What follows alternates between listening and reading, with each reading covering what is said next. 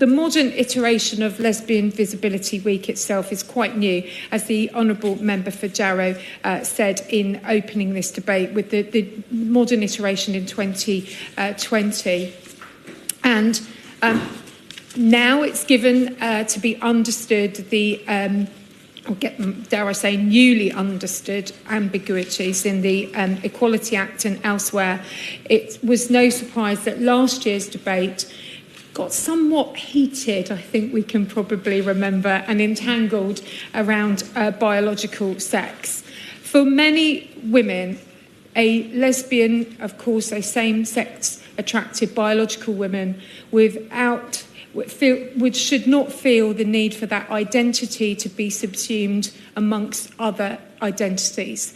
And I think all of us in this chamber today can be very clear that we support others and how they identify, and that is perfectly valid, and it's important to not allow this to continue to be toxic or hateful, and for any lesbian to feel that they need to identify in any other way.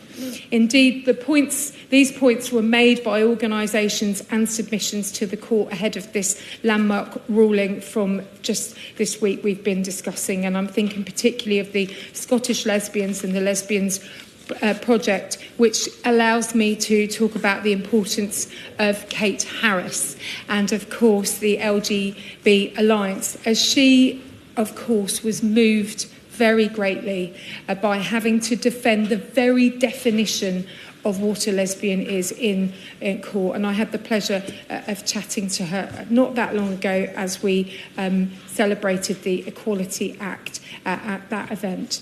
And it's been reported in the media most recently that lesbian-owned spaces have been forced underground or indeed cancelled entirely for those people, those women wishing to stick to this view. And the Honourable Lady from the Liberal Democrats has spoken particularly about that. They all sound marvellous, those places, I must say.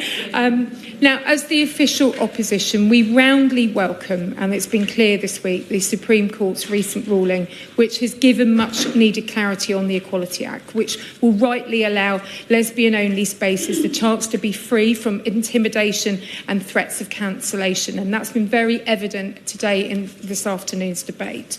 And we, of course, now await guidance from the various bodies directed by the Labour government, and perhaps maybe the Minister will be saying more about this, which hopefully, as the Secretary of State's promised, will be produced at pace. And I hope it really does give that clarity under the law and that clarity in practice, which is exactly what this debate is about today.